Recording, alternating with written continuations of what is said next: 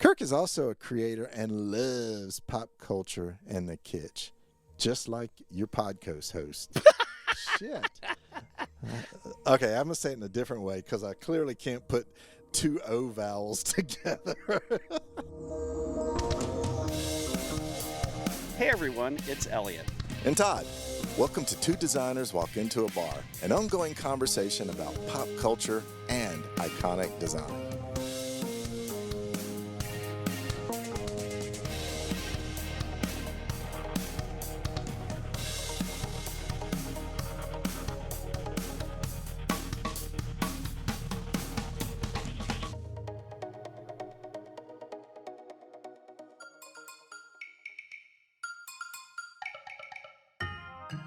The comedian Bill Hicks once said, "It's always funny until someone gets hurt.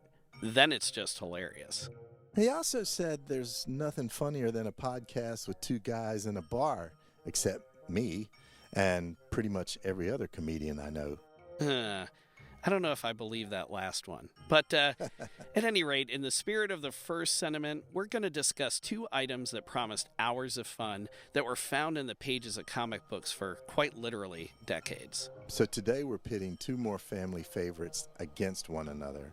The familiar sound of the whoopee cushion against the familiar sight of the rubber chicken. Belly up to the bar and pick your poison. We're all about to learn a thing or two. Yeah, poison. Chicken. All right, chicken. Chicken and poison. All right, here we are back in the bar. Elliot, I have a question for you. Okay, shoot. Like, if you think about symbols of industry, right? The barber poles, the red and white striped, three balls representing pawn shops. What do you think would be the ultimate symbol of novelty comedy? Would it be trick gum, fake dog poop? What do you think? I don't know. I'm a sucker for the classics, like slipping on a banana peel, maybe. Oh, that is a classic, yeah. So let me talk about one that I think is a really good symbol. And I'm going to try to sell you on this as being a symbol of the novelty comedy industry. The rubber chicken, the venerable rubber chicken, has become the symbol of all things silly and absurd. So in the spirit of the last couple of episodes, how we were talking about a lot of these things, so we had, Ant Farm, Sea Monkeys, we had the Art Institute tests, we had the dynamic tension, and obviously, Todd, I can tell by your physique that you were a student of Charles Atlas.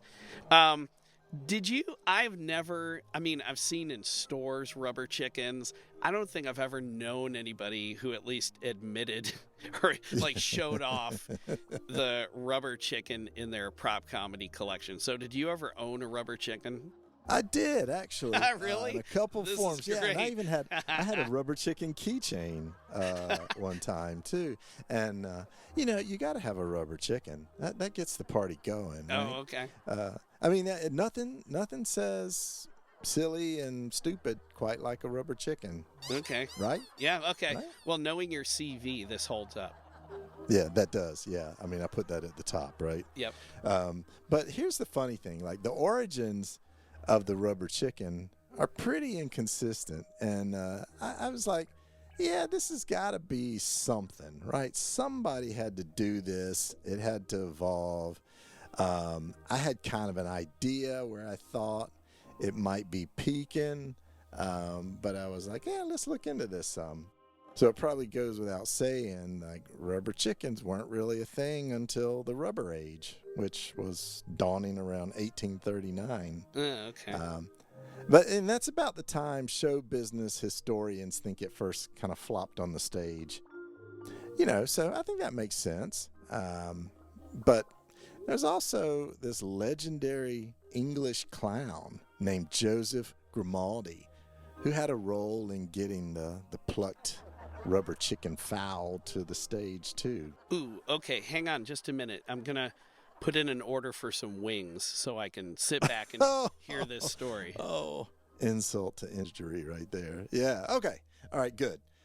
So in the early 1800s, I didn't know this. Maybe you knew this. Gluttony was a symbol of wealth and power, right? Because if you got to pick a sin, you might as well pick gluttony. It is one of my favorites. It is one of my favorite sins too. So obviously, lampooning gluttony was super hilarious to the lower social classes.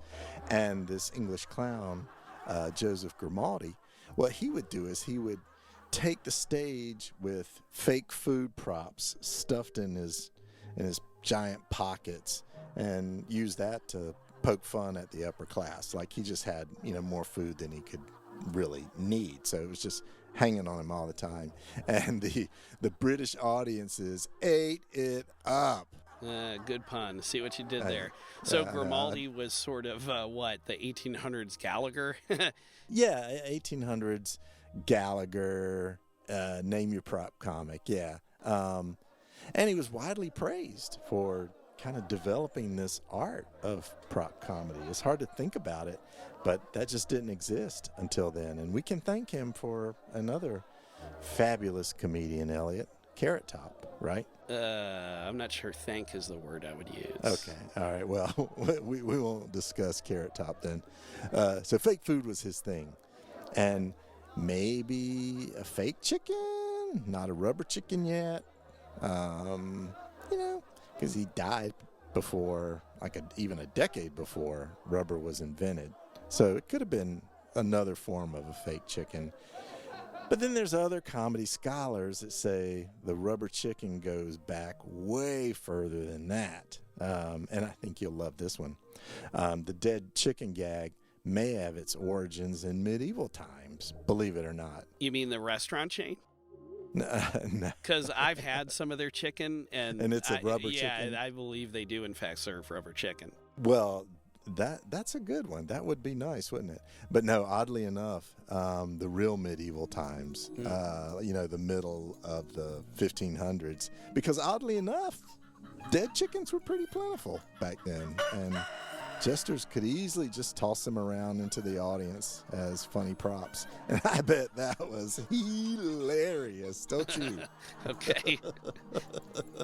But, it's the same comedy, same prop comedy that it's from the same people that inflated pig bladders to make them like the early fart cushions. So that had to be hilarious. Whoa. Don't jump ahead in the story here. Okay. So 1500s, 1800s, you're jumping all over the place here. Yep. So what was peak rubber chicken? Like what time was that? Because I'm in the garage, I'm working on my DeLorean. I think I almost have it done. Right. And I'm thinking about traveling back and really, indulging myself. So finding when peak rubber chicken. Yeah, comedy. what date am I plugging into my car for this? Well, you're right to observe the dates are jumping around because there's no real clear date for the invention of the rubber chicken. I would say, just like all mythological creatures, it sprang whole cloth at one time and nobody knows. But we certainly do have a period when they were certainly used a lot on stage. And for my money, that is vaudeville and burlesque shows. That was early decades of 1900s America, because that was the peak of slapstick. So if you think about it, okay, this is interesting though. If you think about how comedy reflects the socioeconomic times then, and in the early 1900s, America was the melting pot of different ethnicities. So this type of slapstick humor, it didn't rely on dialogue. Sure. There were no language barriers, right? Sure. Kind of like action in superhero movies now playing around the world. Right. Yeah. Comics just popped each other with actual slapsticks and, sprayed each other with seltzer bottles and pulled rubber chickens from their baggy pants to whack each other with them. I suddenly have some new bar attire I'm thinking about.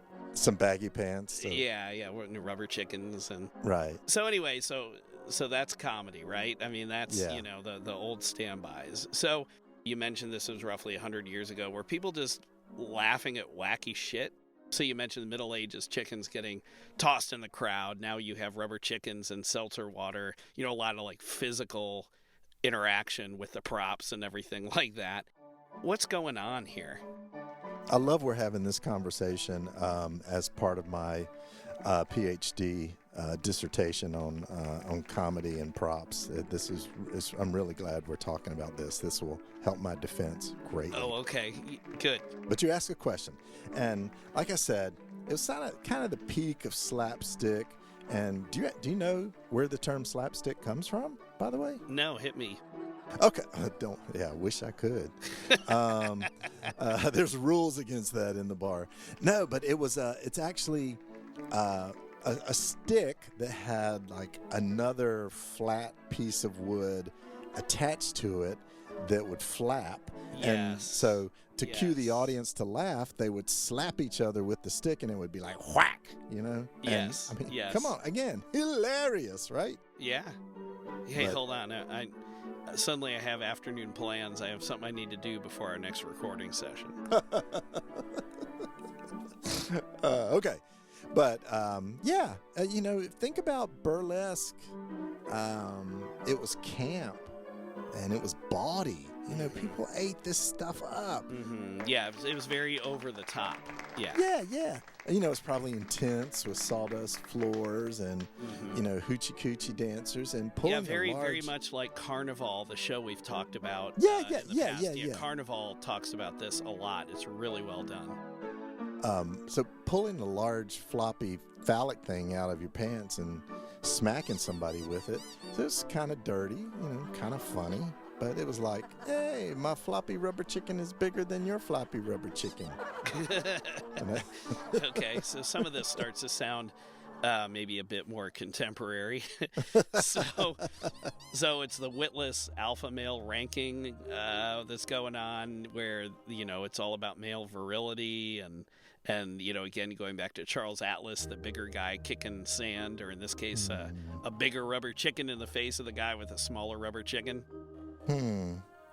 Yeah, I think it was just a dick slap, really. I think it was just mimicking that. Yeah, okay. So that was 100 years ago, right? So, yeah. What about today? Like I said, you happen to own a rubber chicken. I have never owned, and like I said, I'm not sure I've ever seen outside of novelty store. Like I'm not sure I've ever seen a rubber chicken in the wild, right? So yeah. Are they still around? Like what's the, I have a few extra dollars lying around and I'm wondering, should I invest in the rubber chicken futures here? Like what's the market like?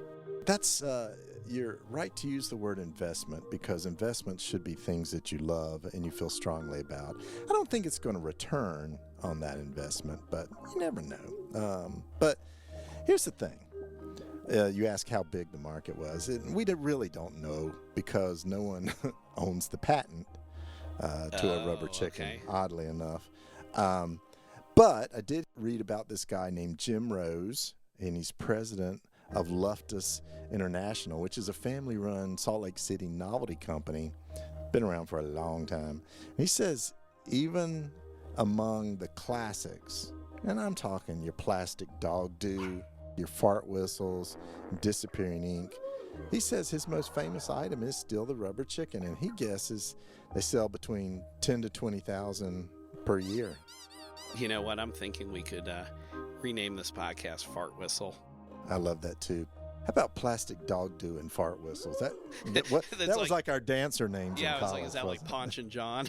Yeah. Which one of us is fart whistle and which one of us is plastic dog do? Okay. Yeah. Anyway, 10 to 20,000. So that's a really big. That's a gamut, right? That's a wide range. So Loftus, if he's not that focused on that line item, he must have a diversified pranks business. He must, yeah. I mean, it is kind of like, I'm guessing we sell this many or twice as many. Who's looking at the books? Right. But yeah. I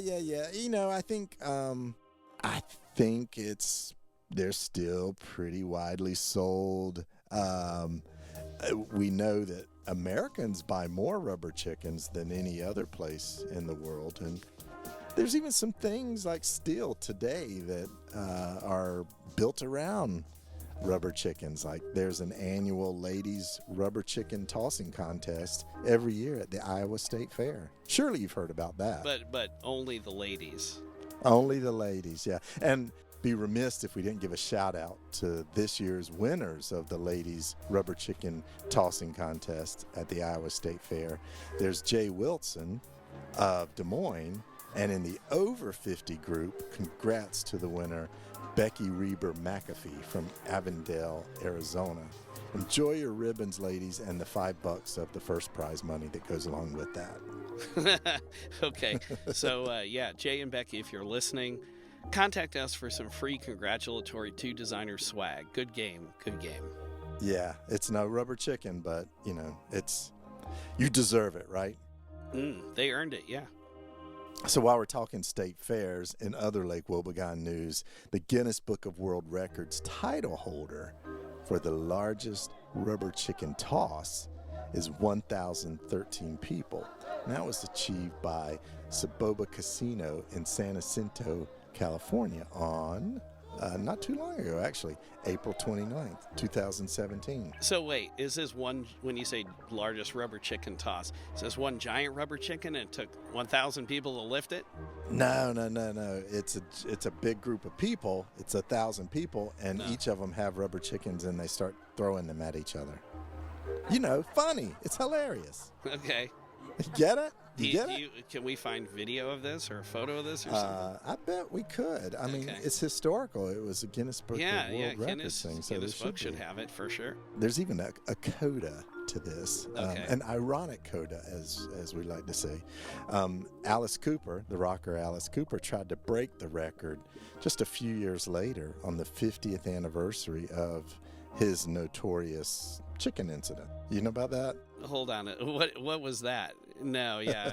Is this like right. 10-cent beer night in Cleveland? Like, what happened? What went down?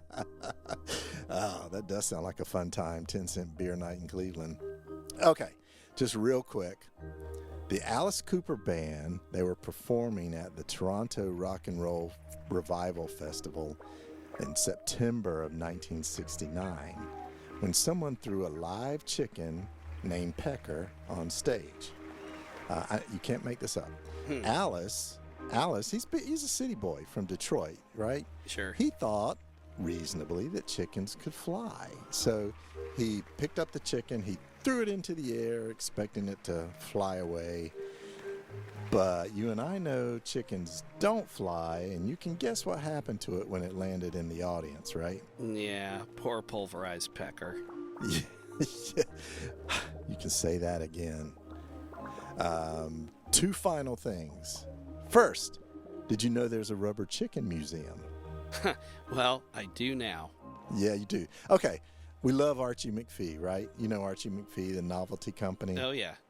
So this museum is in the Seattle Novelty Store. Okay. And are there big surprises there? Nah, a bunch of rubber chickens. But it's just what you'd expect, yeah. But Archie McPhee, they have tiny rubber chickens. They have racing ones. They have chicken leg finger feet. They have an emotional support rubber chicken, which is complete with its own little red service vest. And I think you should get one of those, Elliot. I should. The list is endless, really. So Archie McPhee is your go-to place for all novelties and especially rubber chickens. But at the museum, you can even take your picture next to the world's largest rubber chicken, and you can get a really super close-up look at the world's smallest rubber chicken. Okay. They even have, how small is that? I don't have a measurement, but it's tiny. Like you look through a thing to see it, right? Like a magnifying glass? Yeah, smaller than my keychain rubber chicken. That's for sure. Yeah. Okay. They even have a viewing of a destroyed remains of a rubber chicken that was flattened in the Archie McPhee warehouse. Not Pecker. It wasn't Pecker. Like on purpose or by accident? Well, I don't know. I'm imagining when it was on accident, like it fell out of a box, and the trucks and the tow motors were just like cruising all over it. So yeah, I think it'd be pretty interesting viewing. Yeah, warehouse roadkill. Yeah, I think that'd be pretty interesting viewing. Huh? Don't you? Yeah. After this, I'm buying my plane ticket to Seattle. Yeah, don't go without me. because I want to have our picture taken in front of the giant rubber chicken too. And then the tiny rubber chicken. Yeah, well, although we couldn't see it, but well, yeah. we'd point at it. Oh, well, there you go. People know that what that would mean. It's too bad they haven't done an Alice Cooper homage rubber chicken, but I guess that would be in bad taste, wouldn't it? Speaking of bad taste, where are those wings? Yeah, right. Okay, I told you there were two other final things. The Rubber Chicken Museum was one. The second, just to mention, I think this is really cool. I came across a really neat book, and it's called Mail Order Mysteries, Delightful Treasures from Vintage Comic Book Ads. It's by a guy named Kirk Damaris. Kirk is a creator and also, like your favorite podcast host, loves pop culture and kitsch. And, he seems like he should visit us in the bar, don't you think? Yeah, I've seen this book as well, and it's really great. This reminds me of visiting the bar. I really wish we could pay our bar tab in rubber chickens. Well, yeah, but, we don't know how much they're worth if they can't really tell us how many are sold. So, speaking of paying the bar tab. Oh, you're going to take care of it? Your generosity knows no bounds. Man, if I could just pull the rubber chicken out from my baggy pants and slap you with it right now, it would be so good. So good. Everyone grab your next round and join us back here in just a minute. We're going to make some whoopee.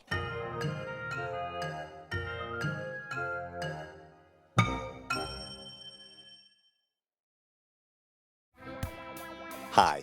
We want to take a moment to mention that if you're enjoying this episode, we have an archive of topics ranging from the Olympics to movie posters. Think Ghostbusters.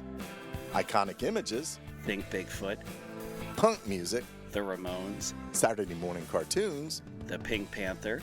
And failed products like OK Soda. Visit our website at twodesignerswalkintoabar.com for full episode notes and visuals, the latest blog content, and to sign up for our newsletter. Follow us on social media. We can be found on Facebook, Instagram, Twitter, LinkedIn, and YouTube. Find the links on our website or search using the phrase Two Designers Walk Into a Bar. Most importantly, leave a review on Apple Podcasts. It helps more people like you find podcasts like this. And tell a friend about us.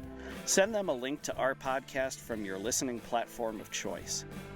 And if you're inclined, buy our merchandise. Stickers, coasters, magnets, t-shirts. We're designers. We make good stuff, and it helps support the show.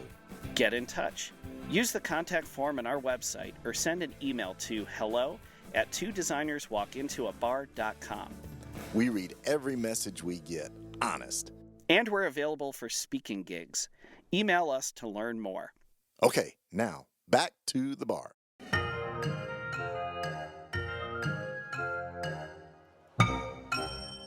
Okay, Todd, we're back in the bar, and I have a question for you. All right, shoot. Okay.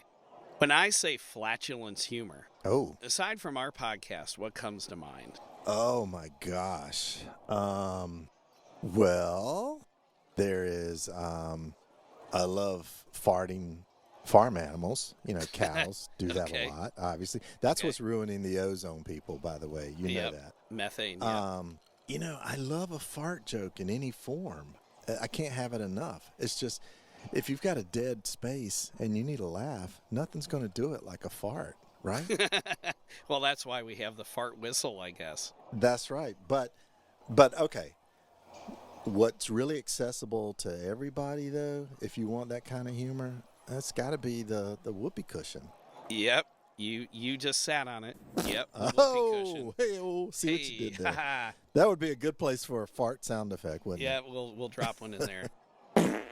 So some of you may know of the whoopee cushion by some of its other less common names or more regional names, perhaps. All right.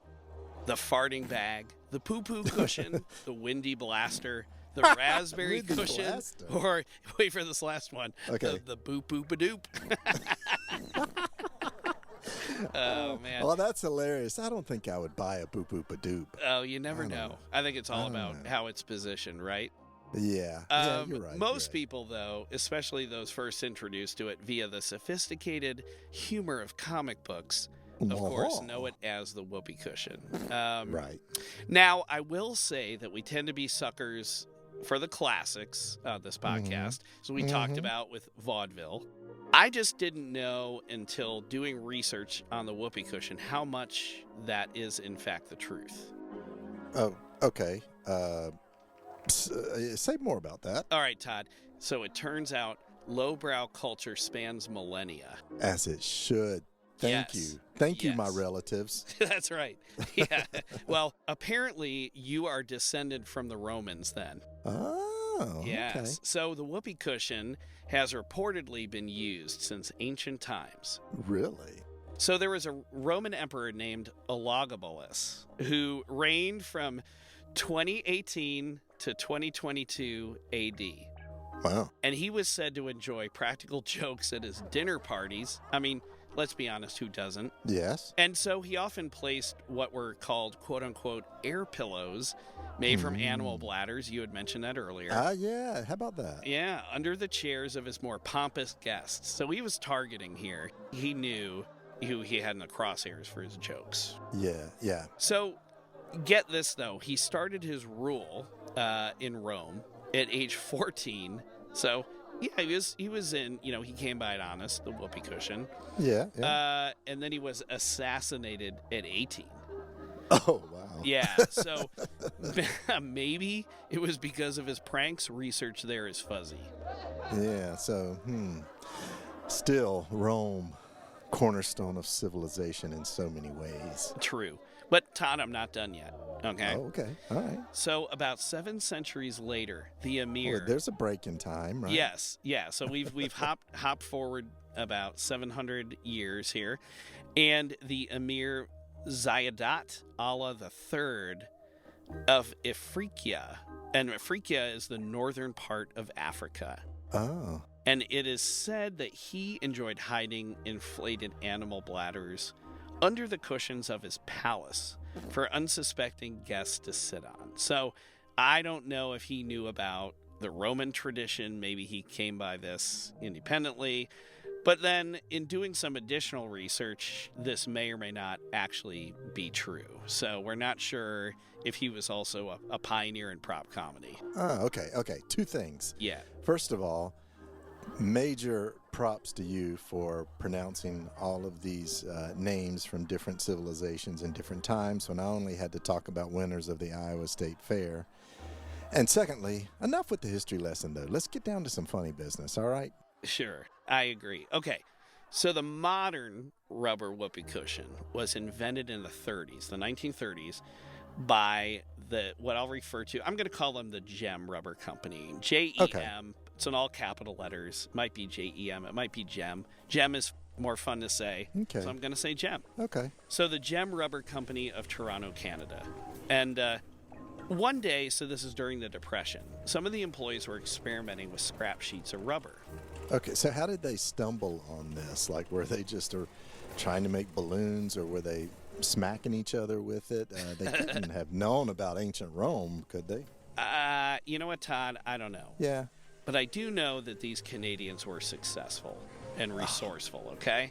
So Yes. Gem's owners approached Samuel Sorensen Adams, and he was the inventor of over 650 practical jokes. Wow. I'm going to run down a quick list of some of the classics that are from Adams here. Okay, you ready? Yeah. The Joy Buzzer, Okay. Sneezing Powder, Uh-huh. Dribble Glass, Favorite. Stink Bomb. I love it. Yeah. So this guy owned, and you probably heard of this, the S.S. Adams Company. Yes.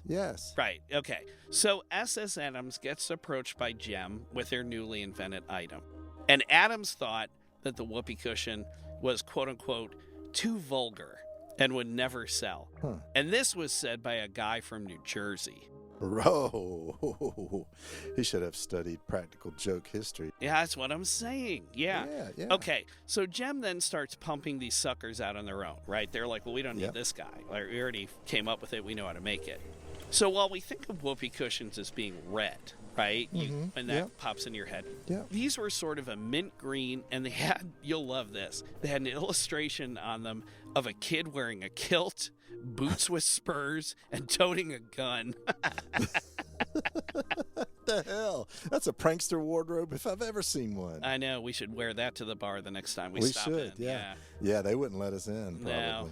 I don't know. They might welcome us with open arms. They're going to be like, you ne'er-do-wells, we know what you're up to. That's right. It was the kilt and spurs that gave it away.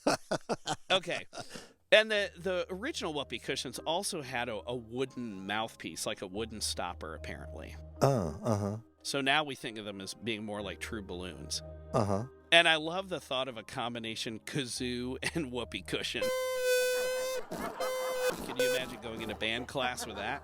So, yeah, right. Anyway, so Johnson Smith Company, famous for their full-page ads and the comics we all love, they saw what Jem was doing, and they approached them to get the rights to sell it. So Adams turned him down. They ended up going with a competitor. The whoopee cushion starts to take off. So Adams later released its own version, calling it the raspberry cushion. And the good news is Jem made those as well. So eventually they did get the joke, right? Sure. So you should explain what a whoopee cushion is for the poor, uninitiated, and less sophisticated among us. Yeah, my guess is that you've lasted this long as a listener, you probably are quite familiar with lowbrow humor like the whoopee cushion. Correct. But for the rest of you, a whoopee cushion is made from 2 sheets of rubber that are glued together at the edges with a small flap opening at one end for air to enter and exit. So kind of like a balloon, right?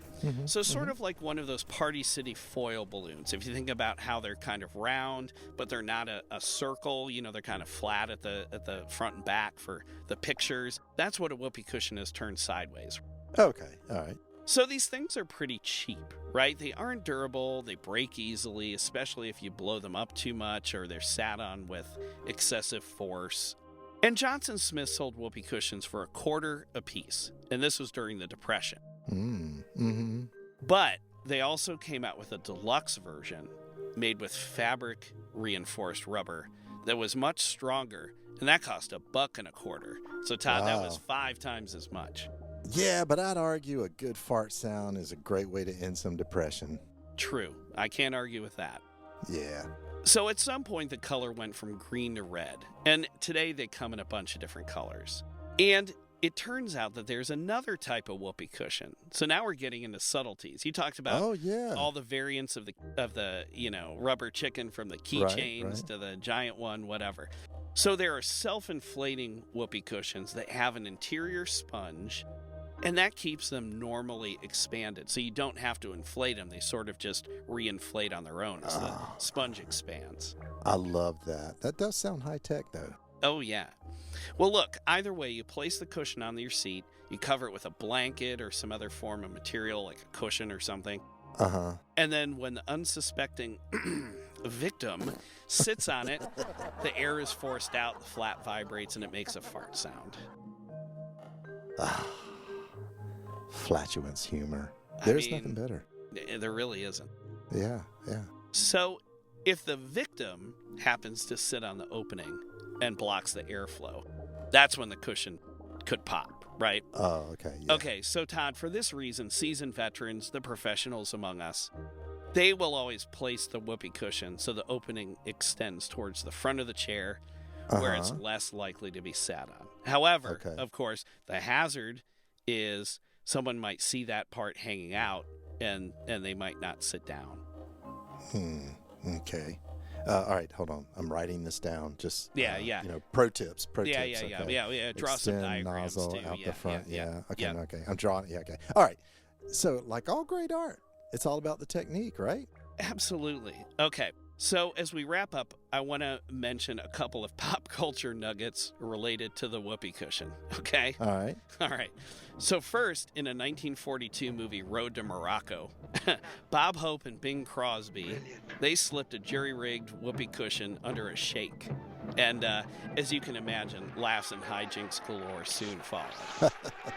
And we'll link to this scene on our episode page so you can watch it for yourselves. I can't imagine that a sheikh would be like so excited to be the victim of a fart joke. Yeah, well, you never know. I mean, you never know. Yeah. Bob Hope and Bing Crosby, two known diplomats, Todd. Yes, absolutely. Okay. And then second, our friend Leslie Nielsen, who, of course, Airplane and Naked Gun films. He was a huge fan of whoopee cushions, and he actually even let them go in front of actual royalty. Oh man, yeah. And just like the whoopee cushion, he was Canadian. True. Love Canadians. Oh man, you do love Canadians. I do love Canadians, yeah. And I think with that we close our whoopee cushion circle. Okay, Todd. So again, right. as with our past episodes, which here is the better investment? So you mentioned owning a rubber chicken. Do you ever own a whoopee cushion? I have plenty. Okay. And so okay. So here's how I'm looking at this, and I'm just stalling for a minute to make a decision. If you want your long-term investment, the rubber chicken is it, because it's always going to be the symbol of comedy. If you want to just jump, but that requires an audience, right? A pretty good audience. Yeah. If you want some good laughs with not as many people like an audience, if you want some bring the laughs into the audience, not on stage, the whoopee cushion for my money is a good buy. So I have to say I think I would invest in the whoopee cushion. All right, how about you, Elliot? So for your money, which would you invest in, the rubber chicken or a whoopee cushion? Yeah, we should have. How much does a rubber chicken go for nowadays? They're not cheap. I think they're, in the slightly below $9 area. Okay, and I don't know how much a whoopee cushion is. I should have looked that up too. My guess is it's still cheaper than a rubber chicken. Yeah. So thinking about that and thinking about my comedy fund, my comedy investment. Right. I mean, obviously the rubber chicken is more durable. Right. But my fear, I'll be honest with you, my fear with the rubber chicken is that, like, if I were to take a rubber chicken onto a college campus and start throwing it around or hitting people with it, I don't know if they would know what it is or what it represents. Do you know what I mean? Right.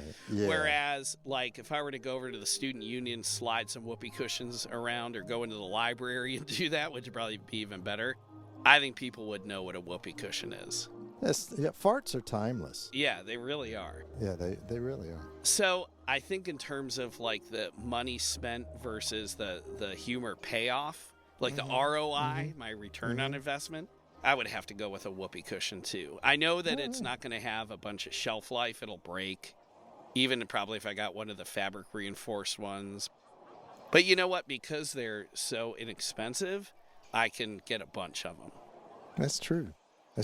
So I would have to go down on the side of the whoopee cushion too. And you know what? What? I think for next time we come back to the bar, we could, unknowingly to all the other patrons, we could give them the gift of a whoopee cushion on all their stools. Oh my gosh, what a great idea, man. That's the gift that keeps on giving. It really just is. Gives and gives. Okay, Todd, so speaking of the gift that keeps on giving, my wings are all eaten. I'm kind of feeling thirsty, and I'm hoping that now that you took care of our bar tab and we have a good reputation and a clean slate, it might be worth you going to grab us another round. Oh my, who didn't see that coming? So, dear listeners, see you next time here in the bar. And Elliot, I fully expect when I come back from the bar that I will make a fart sound when I sit down. I'm sure you will. Whether there's a whoopee cushion or not. Yeah, I was going to say, I don't know if you need my help for that. All right. See you again soon. See you, everybody.